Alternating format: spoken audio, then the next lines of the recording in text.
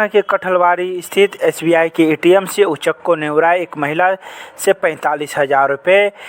महिला ने विश्वविद्यालय थाने में की शिकायत। विश्वविद्यालय थाना क्षेत्र के कठलवाड़ी में स्थित एसबीआई एटीएम से आज जब महिला अपने पैसे निकालने के लिए गई तो वहां मौजूद युवकों के द्वारा एटीएम बदलकर महिला से 45,000 रुपये की ठगी कर ली।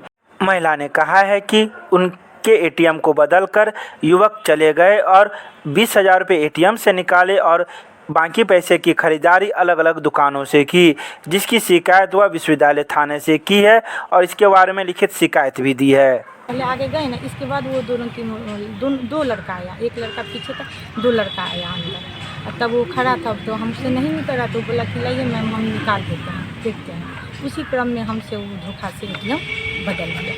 किस एटीएम में आप गए थे पैसा निकाल? कठलवाड़ी एटीएम, किराना दुकान के सामने जो एटीएम है कठलवाड़ी में, वो भी एसबीआई का ही है? जी एसबीआई का। आए दिन इस प्रकार की समझ नहीं पाया। कितना पैसा निकाला है? 20,000 रुपया निकाला है और शॉपिंग किया है, इसमें मिला करके समझिए 45,000 रुपये मैंने निकाल लिया। 32 रुपया अकाउंट में बाकी है और टोटल पैसा यहाँ पे सब पूरा निकाल लिया। दरभंगा के सीएम कॉलेज के प्रचार कक्ष में हुई संस्कृत सर्टिफिकेट कोर्स को लेकर एक बैठक, लिए गए कई महत्वपूर्ण निर्णय। अनौपचारिक संस्कृत शिक्षण योजना के अंतर्गत राष्ट्रीय संस्कृत विद्यापीठ नई दिल्ली के द्वारा प्रायोजित सर्टिफिकेट कोर्स की मान्यता मिलने के बाद आज विद्यालय के प्रचार कक्ष में एक बैठक हुई, जिसमें यह निर्णय लिया गया कि 27 मार्च तक नामांकन लिया जाएगा, जिसमें कोई भी व्यक्ति नामांकन ले सकते हैं और उम्र की सीमा नहीं निर्धारित की गई है। साथ ही 500 रुपये शुल्क भी जमा करेंगे, जिसमें पंजीयन शुल्क एवं कोर्स शुल्क शामिल होंगे। सीएम कॉलेज दरभंगा के संस्कृत विभाग के तत्वावधान में अनौपचारिक संस्कृत शिक्षण योजना के अंतर्गत केंद्र खोला गया है। राष्ट्रीय संस्कृत विश्वविद्यालय नई दिल्ली द्वारा यह प्रायोजित है और यहाँ एक शिक्षिका अंशु कुमारी की भी नियुक्ति की गई है। इस योजना के अंतर्गत दरभंगा शहर के या अगल बगल के कोई भी छात्र जो 10th क्लास पास होंगे वे नामांकित होंगे यहाँ और उनकी परीक्षा होगी। सर्टिफिकेट कोर्स संस्कृत शिक्षण का यह सर्टिफिकेट कोर्स होगा। सेशन विलम्ब से चालू हुआ है, स्वीकृति हमें केंद्र की मिली है, इसलिए इस बार हम लोग सर्टिफिकेट कोर्स प्रारंभ करने जा रहे हैं। 27 तारीख तक नामांकन की तिथि रखी गई है और इनका वर्ग प्रारंभ अगले 6 अप्रैल से होगा। आज प्रधानाचार्य की अध्यक्षता में बैठक हुई है, जिसमें संस्कृत विभाग के शिक्षक के अलावे अन्य जो संस्कृत से जुड़े हुए शिक्षक हैं उन्होंने भाग लिया है और बहुत सारी बातों पर विस्तार से चर्चा हुई है। मिथिला विश्वविद्यालय के अंग्रेजी विभाग एवं डॉक्टर प्रभात दास फाउंडेशन के संयुक्त तत्वावधान में आयोजित कोरोना महामारी का शिक्षा पर असर विषय पर संगोष्ठी का आयोजन किया गया। इस संगोष्ठी की अध्यक्षता अंग्रेजी के विभागाध्यक्ष AK बच्चन ने की। उन्होंने कहा कि उन शिक्षा स्तर के विद्यार्थियों को तो इस समस्या से येन के निजात पा ली है, पर स्कूली स्तर के विद्यार्थी पिछड़ गए हैं।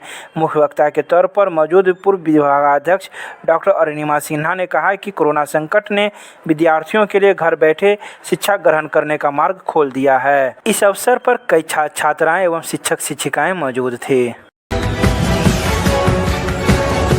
दरभंगा के मिथिला विश्वविद्यालय के रसायन शास्त्र विभाग में निबंधन एवं भाषण प्रतियोगिता का किया गया आयोजन। विश्वविद्यालय रसायन शास्त्र विभाग द्वारा विश्व जल दिवस का आयोजन किए जाने की तैयारी के सिलसिले में विज्ञान संकाय की ओर से भाषण एवं निबंध प्रतियोगिता का आयोजन किया गया।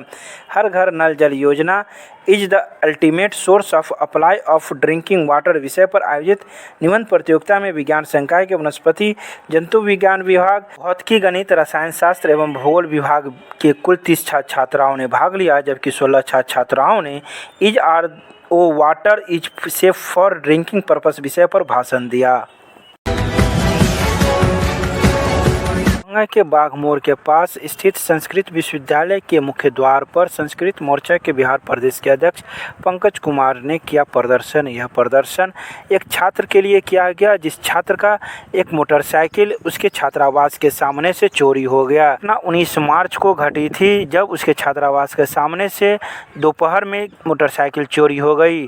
पूरी रूप से छानबीन करने के बाद जब 20 मार्च को विश्वविद्यालय थाने में मामला दर्ज कराने के लिए पहुंचा, पुलिस वाले ने मामले दर्ज करने से मना कर दिए, जिसके आक्रोश में सभी छात्रों ने आज बागमोर के पास स्थित संस्कृत विश्वविद्यालय के मुख्य द्वार को घंटों भर बंद रखा और किसी भी विश्वविद्यालय के कर्मियों को आने जाने से रोक दिया। बागमोर गेट है संस्कृत विश्वविद्यालय का, ये मुख्य द्वार है। कल हमारे यहाँ लगभग दिन के 1 बजे श्याम सुंदर ठाकुर नाम के छात्रावास संख्या 1 में एक छात्र रहते हैं, उनकी वाहन चोरी हो जाती है। वाहन चोरी के बाद जब जाते हैं यहाँ पर अध्यक्ष छात्र कल्याण महोदय के पास, तो धमकी देते हैं कि तुम लोग अवैध हो।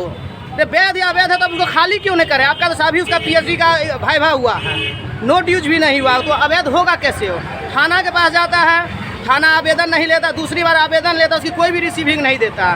कल चोरी होगी घटना, आज तक थाना के कोई भी एक प्रभारी हो या SHO कोई भी यहाँ हमारे यहाँ नहीं आया आज तक सुधि लेने के लिए किसका चोरी हुआ है।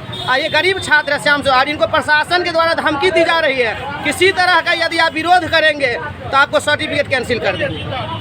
तो फिर आप लोग आज क्या किए? हम लोग मुख्य द्वार को बंद किए हैं और अगर हम लोगों की मांग आज पूरी नहीं होती है तो कल से हम लोग अनिश्चितकालीन बंदी करेंगे। क्या नाम हुआ? पंकज कुमार, प्रदेश अध्यक्ष बिहार प्रदेश संस्कृत विद्यार्थी मोर्चा।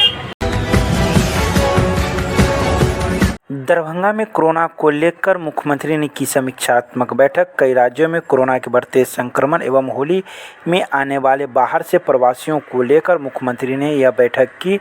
इस बैठक में बिहार के सभी प्रमंडलीय आयुक्त, पुलिस महानिरीक्षक, जिलाधिकारी, वरीय पुलिस अधीक्षक एवं स्वास्थ्य विभाग के जिला स्तरीय पदाधिकारी के साथ ऑनलाइन उपस्थित थे। बता दें कि दरभंगा में 9 एक्टिव केस हैं। दरभंगा जिला के 21 स्थलों पर कोरोना की निरंतर जांच हो रही है। दरभंगा के 47 सेशन साइट पर टीकाकरण किया जा रहा है। बिरौल के कृष्णा आइडियल स्कूल के परिसर में बिहार सरकार के समाज कल्याण मंत्री मदन सहनी के द्वारा लाभुकों के बीच में ट्राईसाइकिल एवं लाभुकों को व्हीलचेयर का किया वितरण। सहायक उपकरणों का वितरण मुख्यमंत्री समर्थ योजना के तहत किया गया। सभी लाभार्थी बिरौल के थे। कार्यक्रम के अवसर पर सहायक निदेशक जिला दिव्यांग सशक्तिकरण कोषांग, जिला प्रबंधक बुनियादी केंद्र तथा बुनियादी केंद्र के अन्य कर्मी उपस्थित थे। कुछ लाभुकों के पास आवश्यक कागजात नहीं रहने के कारण ट्राईसाइकिल नहीं दिया गया।